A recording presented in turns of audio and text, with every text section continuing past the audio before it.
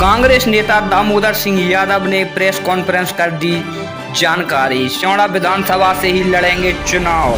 सियोड़ा विधानसभा क्षेत्र में 15 अगस्त से होगी माटी पग यात्रा। ड्रॉली पार से इंदरगढ़ तक 52 किलोमीटर की यात्रा में होगी 40 सभाएं। क्या कुछ बोले कांग्रेस नेता दामोदर सिंह यादव, जानने के लिए देखते रहें जनता की आवाज पवन दात्रे के साथ। वंदन करने के बाद हम सब साथी पदयात्रा पर निकलने वाले हैं। ये पदयात्रा ड्रॉली पार से लेके इंदरगढ़ तक चलेगी और इसमें 52 किलोमीटर का सफर 5 दिन में तय करेगी, जिसमें 25 से 30 के बीच में नुक्कड़ सभाएं और लगभग 10 से 12 बड़ी सभाओं का आयोजन किया जाएगा। इस यात्रा के माध्यम से सियोड़ा क्षेत्र के जनता की जो पीड़ा है, सियोड़ा क्षेत्र के किसान कहीं ना कहीं इस बात से चिंतित हैं कि सरकार ने उनके साथ बहुत भेदभाव किया है और हमेशा से सियोड़ा क्षेत्र के लोगों के साथ भेदभाव होता आया है। तो उन सारे लोगों की लड़ाई लड़ने का काम हम सब साथी निरंतर रूप से करते आए हैं, लेकिन अब गांव-गांव जाकर इस यात्रा के माध्यम से सारे लोगों की समस्याएं हम सुनेंगे। 19 तारीख को यात्रा का समापन करेंगे और उसके बाद एक विशाल आंदोलन इंदरगढ़ में और एक विशाल आंदोलन सियोड़ा में करके उन समस्याओं के निवारण के लिए संघर्ष करेंगे। खास तौर पे आप सब साथियों ने देखा होगा कि पूरे जिले के अंदर बिजली की बड़ी गंभीर समस्या है। कभी कहीं किसान धरने पर बैठ रहे हैं, कहीं सड़क पर उतर रहे हैं और राजनीतिक दल के लोग भी काम कर रहे हैं। मैं आपके माध्यम से सत्ताधारी नेताओं से, खास तौर पर यहाँ के मंत्री जी से कहना चाहता हूँ कि आप देश प्रदेश की राजनीति में आपको इस बात का तो ध्यान रहता है कि दीपिका पादुकोण ने क्या ड्रेस पहना और क्या ड्रेस नहीं पहना, लेकिन आप अपने जिले के किसानों की समस्याओं की तरफ आपका ध्यान नहीं रहता। तो कृपया ध्यान कर लें तो ठीक है, नहीं तो इस जनता ने भी तय कर लिया कि अब आपका ध्यान जनता भी नहीं करेगी। दूसरी एक और बात मैं आप सबके सामने रखना चाहता हूँ।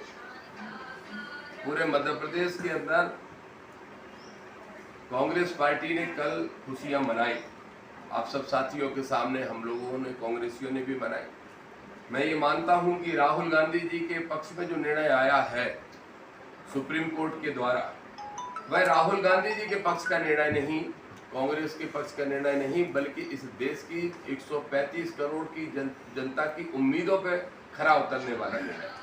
पूरे देश की जनता ये देख रही थी कि भारतीय जनता पार्टी का शीर्ष नेतृत्व, जो हर संवैधानिक संस्था को दबाव बना के अपने चुंगल में रखना चाहता है, धीरे धीरे उनके पंजे न्यायपालिका तक पहुंच गए थे। तो इसलिए कल का जो डिसीजन था उस पर पूरे देश की ही नहीं बल्कि पूरे विश्व की नजर टिकी हुई थी कि भारत में होने वाला क्या है, न्यायपालिका और उच्चतम न्यायालय कोई ठीक डिसीजन दे पाएगा या फिर उसमें भी डिसीजन में कहीं कोई खामी रहेगी। मैं स्वागत करता हूं, बहुत अच्छा निर्णय आया है और इस निर्णय से ये विश्वास किसानों को, व्यापारियों को, गरीबों को, आम जनता को, पत्रकार साथियों को भी ये विश्वास हो गया है और उनका आत्मविश्वास बढ़ा है कि इस देश में लोकतंत्र जिंदा है, ये देश संविधान से ही चलेगा और न्यायपालिका निष्पक्ष रूप से काम करेगी। ये विश्वास हम सबको जगा है। तो इसलिए आप सबको इसी 2 विषय के लिए मैंने बुलाया था। बहुत सारे राजनीतिक घटनाक्रम घट रहे हैं, चुनाव नजदीक है। मुझे पूरा विश्वास है कि मध्य प्रदेश में 150 सीटें लाके हम सरकार बनाने का काम करेंगे और मेरे नेतृत्व पे भी मुझे पूरा विश्वास है, प्रदेश के और राष्ट्रीय नेतृत्व पे, कि निश्चित रूप से टिकटों का निर्णय ठीक से करेंगे, नेताओं के बीच सामंजस्य बनाएंगे, जातिगत बैलेंसों का ध्यान रखने का काम करेंगे। अब आप सवाल पूछ सकते हैं। मैं सियोड़ा क्षेत्र से चुनाव लड़ने का मन पूरी तरह से बना चुका हूँ। बहुत सारे साथी कई बार दतिया के बारे में भी बात किए थे, लेकिन मैं इस निष्कर्ष पर पहुंचा हूं कि मुझे सियोड़ा से ही चुनाव लड़ना है और सियोड़ा से चुनाव लड़ने की घोषणा भी आपके सामने कर रहा हूं कि मैं सियोड़ा से चुनाव लड़ूंगा। ये मेरा फाइनल निर्णय है। टिकट मेरी जेब में है, मिला नहीं है। टिकट मेरी जेब में रखा है। अभी कहाँ से मिलेगा? मिलता तो उसी तारीख में है जब पर्चा भरने जाते हैं, तब तक मेरी जेब में है। कौन से कुंवर साहब? आप घनश्याम सिंह जी की बात कर रहे हैं? कुंवर क्यों कहते हैं? वो तो काफी उम्र में बड़े भाई हमारे, उनका क्या पूछ रहे हैं? कहाँ जाएंगे ये वो चिंता कर रहे हैं, मेरा विषय। हाँ, वर्तमान विधायक हैं। हाँ, तो वर्तमान विधायक हैं तो निश्चित रूप से सिहोड़ा क्षेत्र की जनता, देखिए आपने सवाल पूछ ही लिया तो जवाब दे देता हूँ। मैंने रामायण पढ़ी है और रामायण में लिखा है, रघुकुल रीत सदा चली आई, प्राण जाए पर वचन न जाई। और आमतौर पे ये राजाओं के लिए चौपाई का इस्तेमाल होता है। तो मैंने सुना है कि राजा लोग वादों के पक्के होते हैं। तो एक नहीं, मुझे 2 राजाओं ने वादा किया था कि आप अपना पर्चा वापस ले लीजिए और पर्चा वापस लेके कांग्रेस पार्टी के प्रत्याशी का इस बार समर्थन कर दीजिए। उनसे पूछ लीजिए उन्होंने वादा किया था कि नहीं, जिनकी आप चर्चा कर रहे हैं। और अगर आप चाहेंगे तो बड़े नेता का भी नाम बता दूंगा जिन्होंने वादा किया था और वादा करके ये कहा था कि हमारा कमिटमेंट है कि 2023 में सिहोड़ा से चुनाव दामोदर ही लड़ेंगे कांग्रेस के टिकट पे और जीतेंगे भी, ये भी कमिटमेंट किया था। और जिनकी आप बात कर रहे हैं विधायक जी की, उन्होंने यहीं इसी घर में आके उस कमरे में रात को 1:30 बजे कमिटमेंट किया था। जिस व्यक्ति के साथ आए थे वो व्यक्ति आज भाजपा के नेता हैं, जिनके साथ आए थे वो आप अंदाज लगाते रहना, तो उनसे भी पूछ सकते हो आपके क्या कमिटमेंट हुआ था।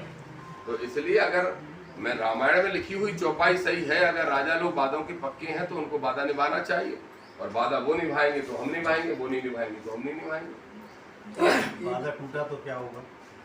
वादा टूटा तो मैंने कहा कि टिकट मेरी जेब में है, मैं चुनाव लड़ूंगा। मान लीजिए अगर कांग्रेस ने दतिया से आपको टिकट दिया तो क्या दतिया से चुनाव नहीं लड़ेंगे?